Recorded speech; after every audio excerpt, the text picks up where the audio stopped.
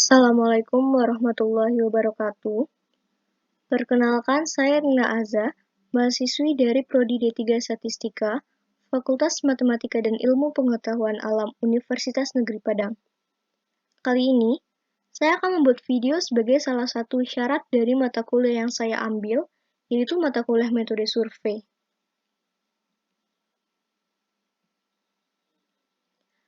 Kami dari kelompok 8, dengan saya Erlina Aza, dan 3 orang rekan saya yaitu Aprilia Elvira Mita, Faris Leon Rofi, dan Uswatun Hasanah. Judul penelitian yang kami ambil adalah Kepuasan Mahasiswa Terhadap Pelayanan Klinik UNP, dengan populasinya yaitu mahasiswa UNP, sedangkan sampelnya adalah 30 mahasiswa UNP yang berobat di klinik UNP. Terlebih dahulu, saya akan menjelaskan jenis-jenis sampling, yaitu ada 2, probability sampling dan non-probability sampling. Yang pertama yaitu probability sampling, ada sampling acak sederhana, sampling acak bertingkat, cluster sampling, dan sampling sistematis. Sedangkan untuk non-probability sampling, ada kuota sampling, accidental sampling, snowball sampling, dan purposive sampling. Selanjutnya, untuk jenis sampling yang digunakan pada penelitian ini dengan judul Kepuasan Mahasiswa Terhadap Pelayanan Klinik UNP adalah accidental sampling. Kenapa kami menggunakan accidental sampling? Karena accidental sampling adalah metode pengambilan sampel dengan memilih siapa yang kebetulan ada atau dijumpai. Dalam kasus ini, digunakan karena populasinya terlalu besar sehingga mustahil untuk menyertakan setiap individu. Selanjutnya, kita akan membahas kuesioner penelitian. Yang pertama ada identitas responden, terdiri dari nama, NIM, jenis kelamin, umur, serta alamat. Yang kedua yaitu pertanyaan. Dengan perintah, berilah tanda checklist pada pertanyaan di bawah ini sesuai dengan pendapat Anda. Keterangannya adalah TB tidak baik, KB kurang baik, CB cukup baik, B baik, dan SB sangat baik. Pada pertanyaan ini, ada 5 indikator, yaitu reliability atau keandalan, responsiveness atau ketanggapan, accuracy atau keyakinan, empathy atau kesungguhan, dan tangible atau nyata. Yang pertama yaitu indikator reliability atau keandalan dengan 3 pertanyaan. Yang pertama, ketepatan waktu buka dan tutup jam pelayanan cepat dan tepat, serta pelayanan yang ramah. Indikator kedua yaitu responsiveness dengan 2 pertanyaan, cepat tanggap dokter dalam menangani pasien, dan memberikan informasi yang jelas dan mudah dipahami oleh pasien. Indikator ketiga yaitu accuracy atau keyakinan. Ada 2 pertanyaan. Yang pertama, pengetahuan dan kemampuan dokter dalam melayani pasien. Yang kedua, komunikasi dengan dokter. Yang ketiga yaitu empathy atau kesungguhan. Ada 2 pertanyaan. Memberikan perhatian sepenuh hati kepada pasien, serta dokter mendengarkan keluhan penyakit pasien dan memberikan solusi.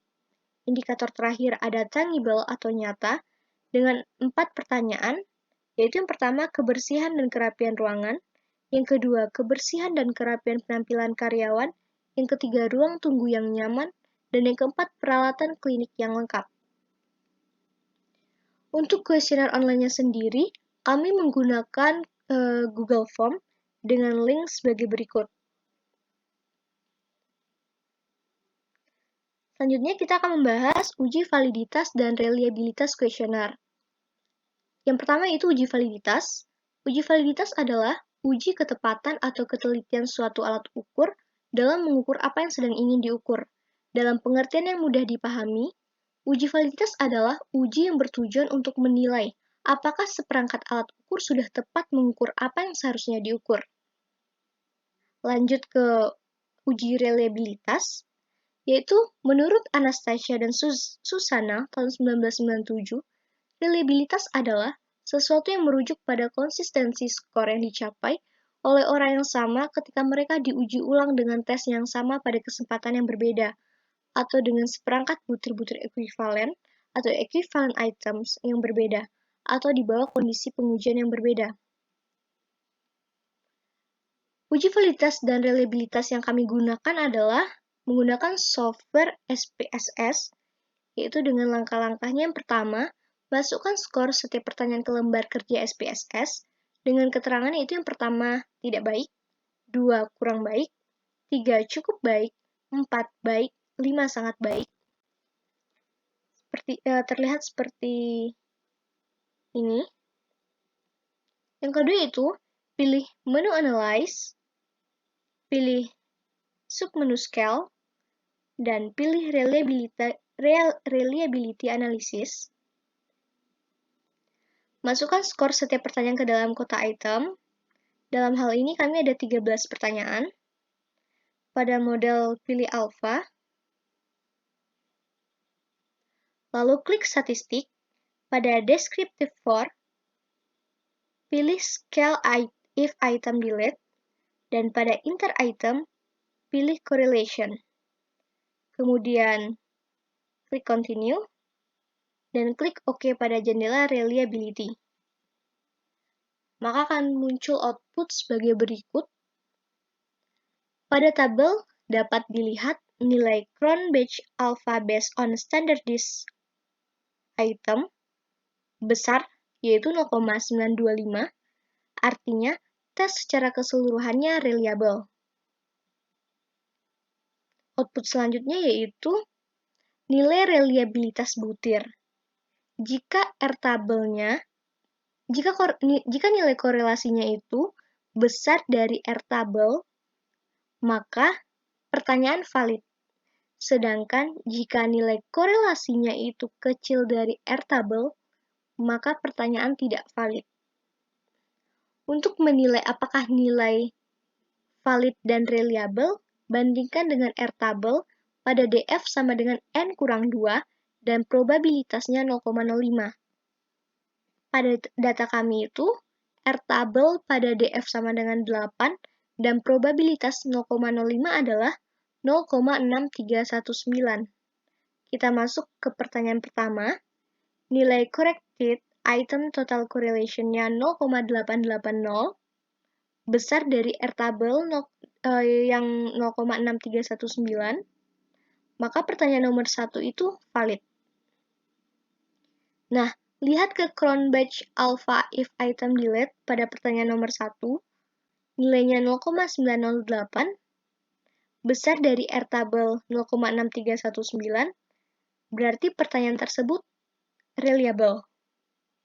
Lanjut ke pertanyaan kedua, nilai corrected item total correlation-nya 0,029, kecil dari R tabel 0,6319. Maka pertanyaan nomor 2 itu tidak valid. Apabila tidak valid, kita harus menggantinya dan uji coba ulang, serta kita tidak perlu melihat nilai reliabilitasnya lagi.